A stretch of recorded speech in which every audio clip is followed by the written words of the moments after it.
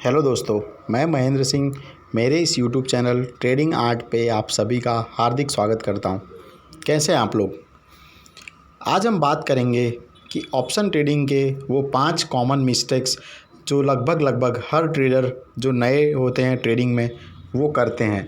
ये 5 common mistakes क्या है, इन्हें कैसे रिज़ॉल्व कर सकते हैं, इन्हें कैसे हम सॉल्व कर सकते हैं, इस चीज़ पर हम डिस्कस करेंगे। जनरली क्या होता है कि ऑप्शन ट्रेडिंग में जब हम नए होते हैं तो हमें बहुत सी चीज़ें पता नहीं होती। इस वजह से हमसे ये मिस्टेक ट्रेडिंग में इसीलिए हमें फिर कुछ बातों का ध्यान रखना होता है। इस वजह से हमें ये जो मिस्टेक्स हमसे होती हैं उसे हम कैसे कम कर सके, उससे कैसे अवॉइड कर सके, इस पर हम चर्चा करेंगे। जनरली हम ट्रेड लेते हैं तो हमारी मिस्टेक्स कैसी होती हैं, जैसे कि प्राइस एक्शंस का हमें पता नहीं होना। दूसरी मिस्टेक ये होती है कि हम चार्ट नहीं देखते, उसमें ट्रेंड लाइन वगैरह नहीं लगाते।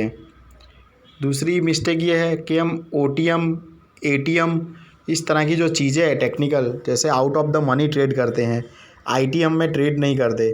हमेशा हमें इन द मनी ट्रेड करना चाहिए। ये ऐसी कुछ मिस्टेक्स है जो हम बात करते हैं।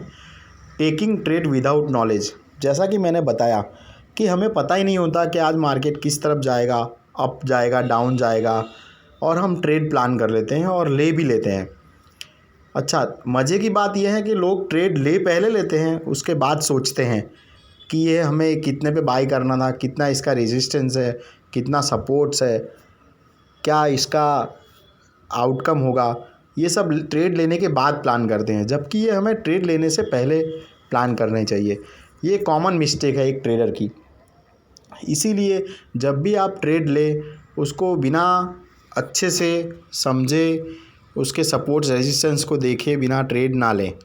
इसलिए taking trade without knowledge is very big mistake and it is very common, क्योंकि लोग को प्लान ही नहीं होता है कि हमें कौन सा ट्रेड लेना है, आज मार्केट किस तरफ जाएगा। इसलिए अब से इसे आप अवॉइड कीजिए। नेक्स्ट टॉपिक है buying out of the money, OTM in option trading. जी हाँ, ये सबसे कॉमन मिस्टेक है और सबसे ज़्यादा लोग यही करते हैं।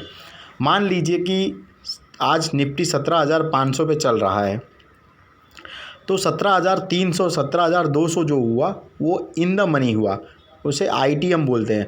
और 17,800, 17,900 या 18,000 जो होगा वो आउट ऑफ द मनी होगा। तो जाहिर सी बात है, जो आउट ऑफ द मनी होगा उसकी जो प्राइस होगी वो प्रीमियम प्राइस कम होगी compare to in the money. लेकिन यहाँ मिस्टेक हम ये करते हैं कि हम आउट ऑफ द मनी, क्योंकि वो प्राइस में कम होता है तो हम उसे जल्दी बाई कर लेते हैं, ना कि इन द मनी को बाई करें। हमें इन द मनी को ही बाई करना चाहिए। इसमें ज़्यादातर लोग यही सोच के बाई करते हैं कि सस्ता है। जी हाँ दोस्तों, आप सस्ता तो है, बट सस्ता सस्ते में ही बिकेगा। इसलिए हमेशा आपको आउट ऑफ द मनी जाकर ट्रेड अवॉइड करना चाहिए और इन द मनी में ही ट्रेड करना चाहिए। उसके बाद है ट्रेडिंग इन लिक्विड ऑप्शंस।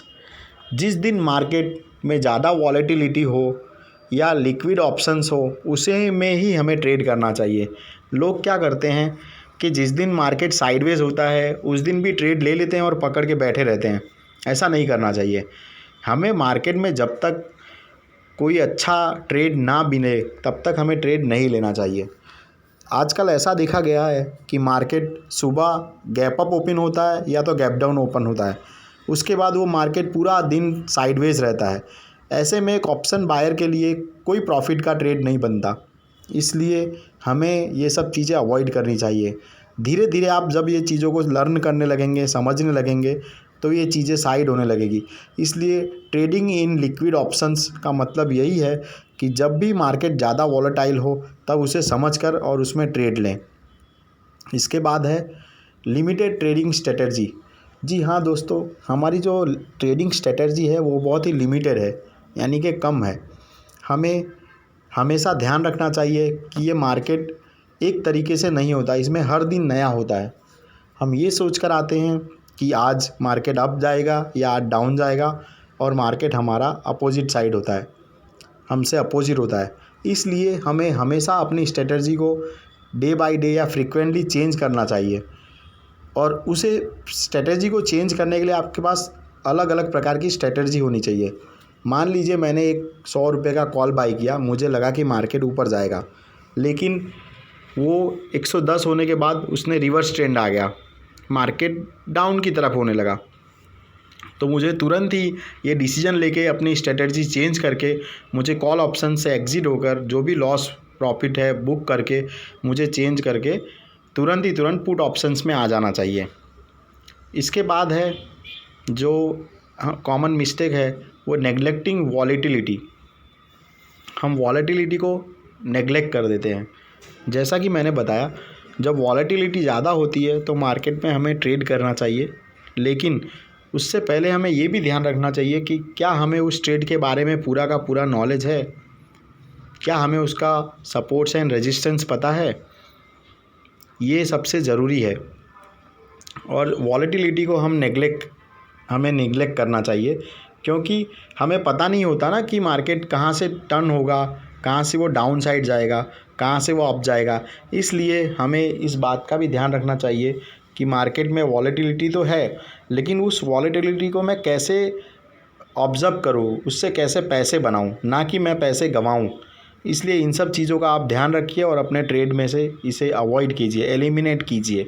ये धीरे धीरे प्रैक्टिस से होगा, एक दिन ज़रूर होगा।